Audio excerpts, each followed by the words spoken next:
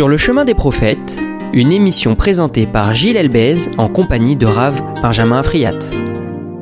Bonjour à nos auditeurs de Radio JM, bonjour à Rav Benjamin Afriat. Alors voilà, aujourd'hui nous allons poursuivre nos émissions sur les Haftarot, ces passages qu'on lit chaque semaine après la paracha de la semaine.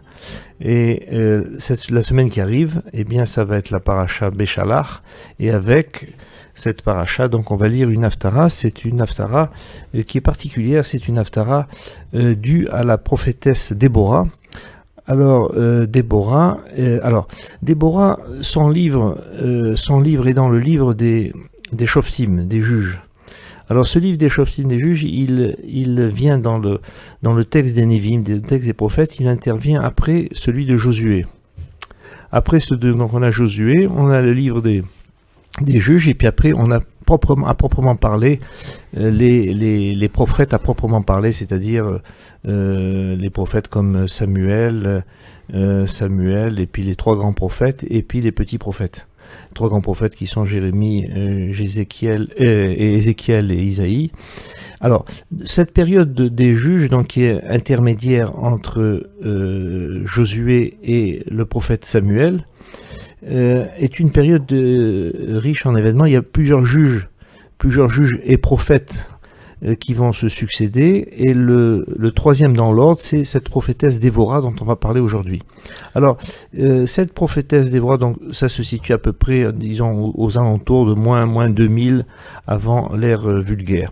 Et cette prophétesse a plusieurs casquettes, entre guillemets, parce que Déborah est non seulement prophétesse, elle est chef militaire, elle est également juge, puisqu'on va voir qu'elle juge près d'un palmier, et c'est là où elle va accomplir donc ses fonctions multiples.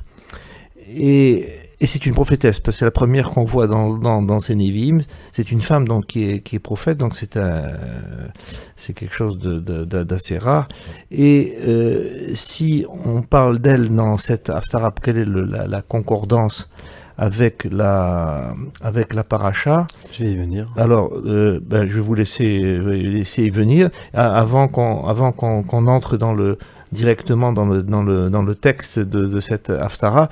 Alors, il faut savoir que cette période des Shoftim est assez trouble.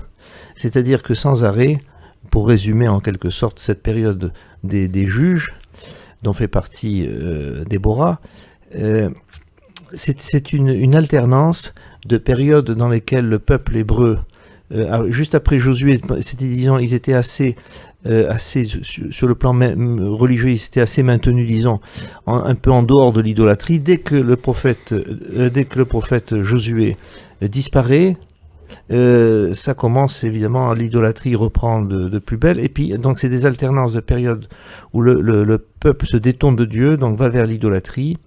Il subit des punitions avec des guerres des pays voisins, les Philistins entre autres. Et là, ce qui va nous concerner, c'est les Cananéens, dans l'haftara de Déborah qu'on va lire aujourd'hui. Donc ils subissent des incursions militaires des peuples avoisinants, et évidemment cette période de guerre ne leur plaît pas trop, et ils se mettent à revenir vers Dieu, et ils implorent les chefs militaires et les juges, dont Déborah, pour qu'ils interviennent auprès de Dieu pour modifier leur sort. Et évidemment, donc leur sort est modifié, et c'est sans arrêt comme ça des périodes de faute, et après de teshuva et de périodes de paix qui vont alterner avec des périodes évidemment de faute et de faute et de teshuva du peuple. Et c'est toute cette période des juges qui va comme ça, ces alternances sans arrêt entre ces périodes-là.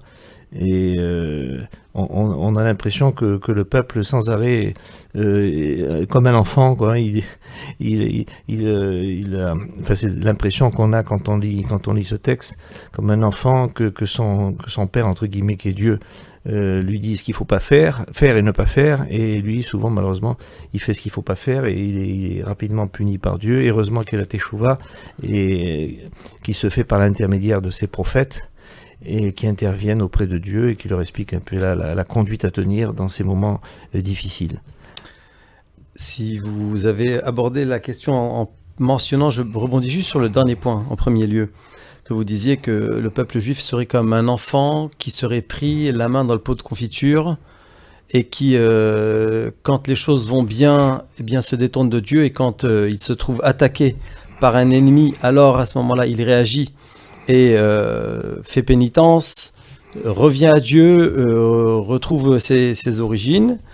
Il faut quand même ne pas oublier quelque chose, c'est que nous sommes à l'époque où l'idolâtrie sévissait, et il faut savoir que le Talmud dit de cette époque et même après qu'il y avait une pulsion idolâtre, au sens où il y avait de l'intérieur de l'être une volonté de se tourner vers ces dieux, ces icônes, vers ces divinités de toutes pièces créées, et on peut quelque part pas tout à fait se faire le juge de ce qu'étaient les Bnei Israël, les Juifs à cette époque, sans avoir réellement pris la mesure de cette pulsion présente.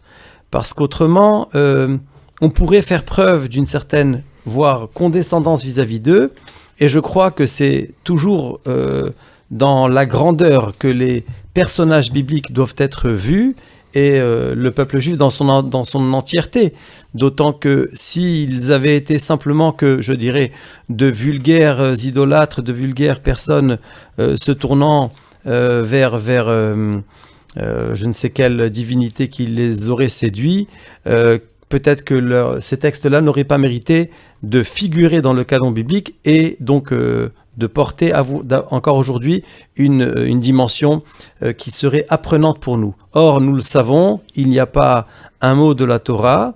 Le mot Torah veut dire enseignement, du langage de Hora'a, et donc il est nécessairement utile et même, je dirais, impérieux de trouver quelle est la leçon que nous pouvons en dégager. Mais en réalité, avec tout ça, je n'ai fait que, d'une certaine manière, introduire ce que nous allons encore dire, parce qu'il faut quand même parler de la Haftara elle-même. Haftara, oui, alors pour résumer, parce que pour nos lecteurs rapidement, cette Haftara, évidemment, après on reviendra sur les points précis.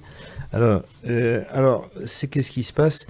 C'est qu'il y a un roi cananéen qui menace le peuple hébreu de l'époque, qui s'appelle le roi Yavin. Et il y a il a un général qui est avec lui, c'est le général Sisra. Et alors, à l'opposé, il y a de l'autre côté, il y a la prophétesse Déborah, qui est le chef militaire et prophète en même temps, qui est allié avec Barak, qui est de la tribu de Naphtali. Et alors, la prophétesse, qui évidemment joue réellement son rôle de prophète et de chef militaire, elle donne des ordres au peuple pour combattre ses ennemis cananéens. Et elle demande de rassembler tout Israël sur le mont Tabor, et en fait elle encourage le peuple en lui promettant la victoire, parce que et c'est en quelque sorte comme ça son message prophétique, parce qu'elle lui dit qu'il va y avoir la victoire qui est au bout. Et le peuple avait vraiment besoin d'être encouragé, parce qu'au début il refusait de prendre les armes, et finalement donc bien sûr ils battent ses adversaires près du torrent de Kishon, grâce à une pluie providentielle qui provoque l'enlisement des chars ennemis. Et lui-même, Sisra, donc le fameux général des Cananéens, que tout le monde craignait, il va être tué par Yaël, une femme dont on ne sait pas si elle est réellement juive ou non. En tout cas, elle fait partie des Kénites. On en reviendra tout à l'heure. Et après, suite à cette intervention où elle tue ce général Sisra, eh bien la quiétude revient en Israël pour 40 ans. Effectivement. Et donc cette action-là de Déborah, elle a mené, et de Barak, a mené Israël à trouver cette sérénité pendant cette période. Mais il convient quand même de rappeler 2-3 petites choses. Vous disiez que Déborah, c'était un chef d'armée et une prophétesse. Alors je crois que si on remet les choses telles que les versets le disent, elle est d'abord prophétesse. Et je crois que c'est parce que Hachem lui parle, donc c'est le rôle du prophète, lorsque Dieu lui parle, lui apparaît, il a une parole dont il est détenteur, et il doit la transposer et la rapporter aux personnes à qui elle mérite d'être dite. Eh bien, à ce moment-là, elle va d'abord dire en premier lieu, comme ça il ressort des versets, elle va d'abord dire à Barak, qui, il faut le savoir, était son mari. Et nous enseigne le Ralbag et Rabbi Levi ben Gershom Gersonide qu'elle a dû certainement, comme ça il le suppose, par le biais du fait qu'elle était prophétesse, donc c'est-à-dire qu'elle avait l'apparition divine qui était récurrente chez elle, elle a dû à ce moment-là, elle, se séparer de son mari. Donc c'est la raison pour laquelle donc, on voit dans le verset qu'elle a envoyé un messager vers Barak, c'est pas qu'elle est partie, elle est rentrée chez elle et elle a parlé à son mari. Donc elle va d'abord le voir, Barak, ben Avinoam, en lui disant Dieu a ordonné de prendre avec toi donc un certain nombre de soldats. Elle détermine effectivement le nombre de soldats, mais je pense que ça aussi, ça fait partie de la parole divine. Et elle lui dit, va faire la guerre et Dieu va te donner la victoire. Et alors Barak va lui répondre, si tu viens avec moi, j'irai, mais si tu ne veux pas venir avec moi, alors je n'irai pas.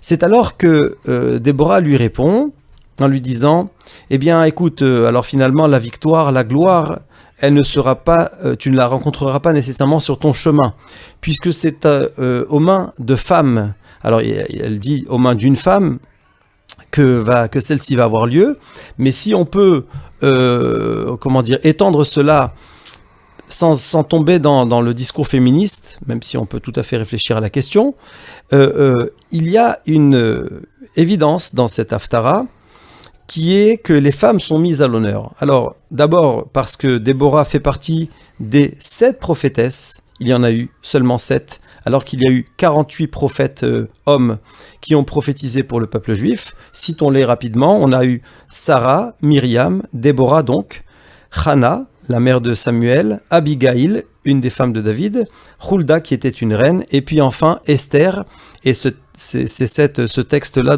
que je viens de citer, il est issu du traité Megillah, page 14. Et donc, je termine avec cela.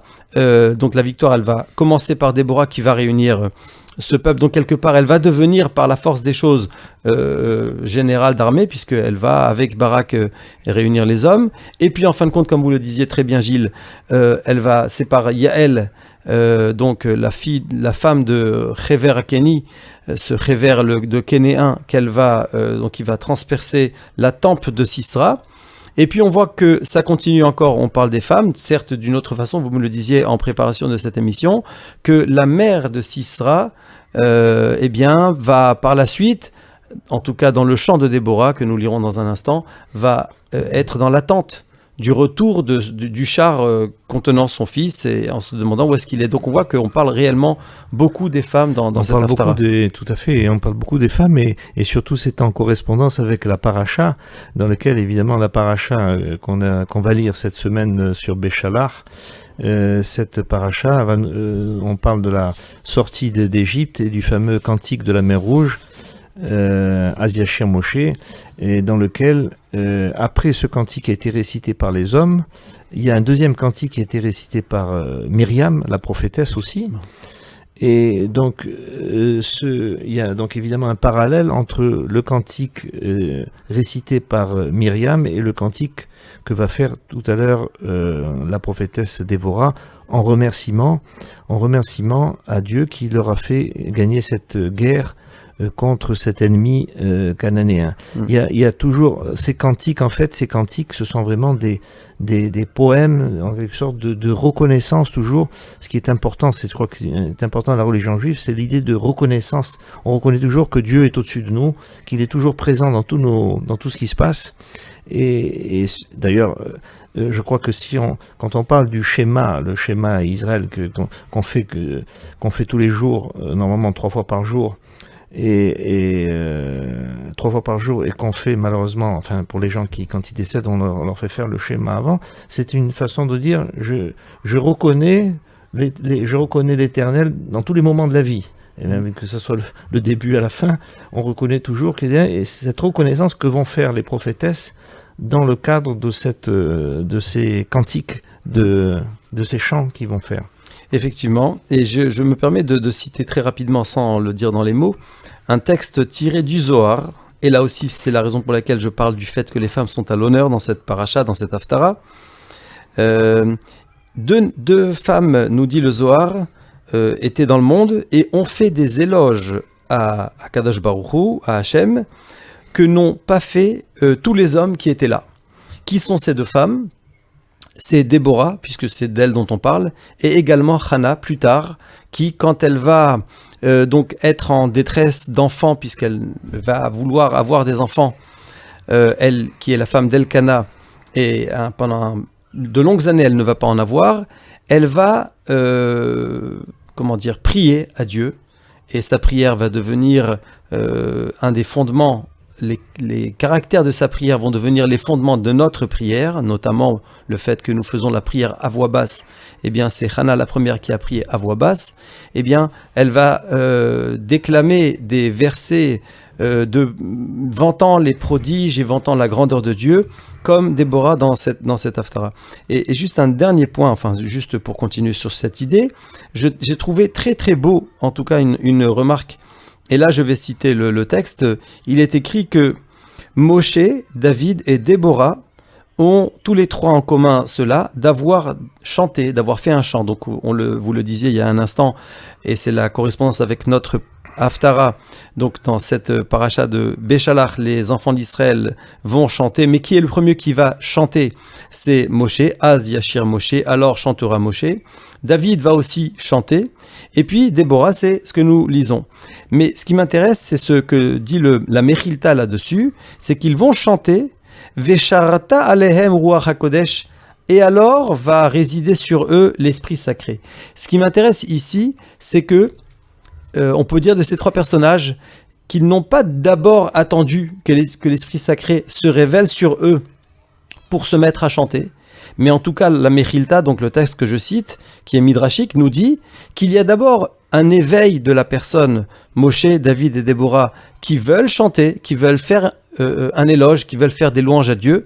Et à ce moment-là, eh bien, cet éloge va prendre peut-être une forme plus prophétique, en ayant donc des perceptions, comme vient de le dire le Zohar, qui sont extraordinaires, mais c'est en deuxième temps. Et ce qui est utile comme leçon là-dessus, c'est que parfois, on est dans l'attente des conditions propices à la réalisation d'un projet quel qu'il soit, et en réalité, ce qu'il faudrait faire, c'est d'abord s'y mettre, se lancer, et puis espérer ensuite que l'accompagnement divin va être le nôtre. Mais au tout début, on n'est pas nécessairement dans les meilleures conditions pour faire. Il s'agit de vouloir faire, de se mettre à agir, et à partir de là, peut-être que les choses vont pouvoir se poursuivre. Oui. Alors, pour en revenir donc au texte de notre Haftara, qu'est-ce qui va se passer? C'est que, c'est là la période du miracle dans le texte. Il y a marqué Vaya Am Hashem et Sisra, Ve'et kol harechev, Ve'et kol hamachane, Lefi Herev, Lifne Barak, Vayeret Sisra, Me'al Merkava, Vayanos, Beraglav. Donc, pour traduire, Dieu frappa de perturbation Sisra, donc le général, tous ses attelages, toute son armée, qui livra au glaive de Barak. Sisra sauta à bas de son char et s'enfuit à pied. Et donc après, on sait que par la suite, donc on voit l'intervention de Dieu qui va faire gagner la guerre aux Hébreux, puisque évidemment toute l'armée va être perturbée. Et ensuite, donc il y a le fameux épisode avec Yaël, qui va être une femme courageuse, puisque elle va intervenir en proposant du repos à ce fameux général qui est en fuite, parce qu'il faisait énormément peur aux Hébreux. Il n'est pas que c'était un colosse, je crois, ce général Sisra. Elle va lui proposer de se reposer dans une tente, et lui, il va lui dire de fermer la tente, etc. Et il va lui demander de l'eau. Au lieu de lui donner de l'eau, elle va lui donner du lait, d'après les commentateurs, pour pouvoir un peu l'endormir en quelque sorte. Et c'est après, pendant son sommeil, qu'elle va le tuer, et donc tuer un des principaux adversaires du peuple. Et évidemment, ça c'est un acte de bravoure de la part de cette femme Yaël, qui en tuant ce général Sisra, et ça sera la reconnaissance évidemment de Déborah par rapport à cette femme Yaël, mais c'était prévu au départ que ce soit cette femme Yaël qui devait tuer ce général Sisra. C'est ce que vous avez dit précédemment, Benjamin, lorsque vous avez dit que quand elle a parlé à Barak, elle dit, ce ne sera pas toi qui va faire avancer les choses, mais ça sera déjà une femme. Et donc c'était cette fameuse Yaël qui va l'accomplir. Et après, donc il y a ce fameux chant donc dont on a parlé tout à l'heure, ce fameux chant de Déborah, ce fameux cantique de Déborah. Effectivement, donc ce que nous avons décrit auparavant, c'était dans le chapitre 4 des juges, du livre de Shoftim, et puis la Haftara, je dirais en tout cas à proprement parler, parce que les séfarades ne lisent dans cette Haftara que le chant de Déborah, à savoir donc le 5e chapitre du livre des juges, qui commence par les mots « Va tachar Dévorah » ou Barak ben Avinoam, Bayom Haou les morts, et alors Déborah, non, le mot alors n'est pas indiqué, alors Déborah chanta, ainsi que Barak, fils d'Avinoam, ce jour-là en disant. Et donc effectivement, le texte est très éloquent, ce sont des versets qui ont une portée, d'abord au niveau linguistique, ce sont des termes qui sont très choisis, et il y a énormément, et très souvent, lorsque le texte a une portée qui, même au sens littéral, nous mène à devoir réfléchir à ce qui est écrit, eh bien, il y a d'autant plus des allusions. Et donc, on peut voir par exemple, lorsque elle va mentionner les différentes tribus. Elle va dire, alors juste, je ne vais pas le dire dans les mots, sinon on prendrait trop de temps, et je crois que l'émission avance, et voilà, on est chaque fois pris au dépourvu entre ce que l'on a prévu de dire et ce que l'on va dire, en espérant de toute façon que ce qui est dit est suffisant et intéressant pour nos auditeurs de revenir. Toujours est-il, donc au 14e verset du chapitre 5, elle fait référence à Éphraïm. Et qui est Éphraïm? En tout cas ici, à qui elle fait référence? Elle fait référence à Yehoshua, donc qui est issu, Josué, qui est issu de la tribu d'Éphraïm, qui va faire la guerre contre Amalek. Ensuite, elle va faire référence à Binyamin. Binyamin au milieu de tes peuples. Qui est ici Binyamin? C'est pas juste Benjamin, le dernier des fils de Jacob, et la tribu qui porte son nom, mais c'est Shaoul ben Kish, le premier roi d'Israël, lequel est issu de Binyamin. On parle également de Zévouloun et d'autres tribus, et à chaque fois, ce qui ressort de cela, c'est que donc il y a d'abord un rappel quelque part historique pour dire le cheminement, mais également on revoit cela comme de manière très récurrente dans l'ensemble de ce chant chanté par Déborah, c'est que finalement à quel moment Israël peut être sauvé, peut-il retrouver sa gloire? C'est lorsqu'il comprend d'abord son histoire, et également lorsque on va mentionner notamment le Sanhédrin, c'est-à-dire que les sages reprennent le dessus, c'est-à-dire que la Torah est à nouveau pratiquée, est à nouveau étudiée. Cela se retrouve dans beaucoup de versets. On parle de Chokeke Israël, on parle de ceux qui sont les législateurs d'Israël dans le 9e verset, et Rashi nous dit, c'est-à-dire que est revenu dans le cœur des Juifs l'amour des sages d'Israël, lesquels donc se sont répandus dans le peuple. Donc on voit que ce retour et cette victoire qui est donnée à Barak et à Déborah se fait avec un retour vers la spiritualité. La spiritualité. Alors quand vous avez cité Benjamin, ces tribus, alors à noter que Déborah, elle fait des louanges pour certaines tribus, mais par contre il y en a deux autres, c'est-à-dire ceux qui ont participé à la guerre, on leur fait des éloges. Par contre ceux qui n'ont pas participé à cette guerre-là contre les Cananéens, ils ont des reproches. C'est notamment le cas pour la tribu de Réhouven et celle de Dan, qui reçoivent des reproches. Alors, c'est amusant aussi, il y a une comparaison avec le cantique de la mer Rouge. Pourquoi? Donc, comme on a dit, ça se passe devant la mer Rouge, avec le temps de Moshe, tandis que là, ça se passe au bord d'un torrent, Kishon. Donc, il y a à chaque fois l'eau qui intervient, enfin... Qui est le lieu dans lequel se passent ces miracles, puisqu'il y a d'un côté il y a la mer Rouge, et là c'est près d'un torrent que va se passer cette défaite de ces Cananéens. Et en disant cela, on ne peut pas ne pas penser à ce qui est au dicton très célèbre qui dit dans le Talmud, En Maïm et la Torah, il n'y a d'eau que la Torah. Donc vous parlez du miracle d'Israël au pied de la mer Rouge. Alors, le peuple juif à ce moment-là n'est pas encore sachant de la Torah, parce que effectivement, il a vécu en Égypte et il a eu le temps de presque s'oublier, mais pas totalement. C'est d'ailleurs ce qui lui a valu la possibilité de sortir. Mais il se dirige vers le mont Sinaï, lequel mont Sinaï d'ailleurs est aussi mentionné dans cette Haftara. Et vous le dites aussi, puisqu'on est à côté du Nahal Kishon, de ce fleuve Kishon. Donc là aussi, on fait référence à cet élément qui est l'eau. L'eau, encore une fois, c'est l'eau de la Torah. Donc on retrouve ces idées où chaque fois que la victoire doit être donnée, elle se passe par un retour vers l'esprit. Finalement, le peuple juif, même s'il sait que la victoire peut lui parvenir à travers le biais des armes également, mais c'est véritablement ce qui lui confère sa spécificité, c'est son esprit. Son esprit. Mais merci beaucoup, Rav Benjamin Afriat, pour tous ces enseignements que vous nous avez parlé. En particulier, il y en a un que j'ai retenu, c'est celui, vous nous avez dit que Barak, c'était le mari de Déborah. Oui, j'ai appris beaucoup de choses aujourd'hui, et moi-même, et j'espère que nos auditeurs aussi ont appris des choses avec ce qu'on leur a parlé de cette paracha, et souhaitons bien sûr de bonnes nouvelles d'Israël, ou évidemment pour les otages, etc. On a de bonnes nouvelles. Et alors, si vous permettez simplement de citer le dernier verset de la Haftara, qui dit « Ainsi périront tous tes ennemis Hachem, et tes amis rayonneront comme le soleil dans sa gloire. » Voilà, ce verset, il est dans la Haftara, mais nous sommes dans une situation durant laquelle s'accrocher à l'espoir que ce verset comporte est quelque chose qui est très porteur d'espoir, parce qu'en réalité, ce que nous voulons, c'est le retour de la paix de la meilleure des façons. Merci beaucoup à Benjamin Afriat.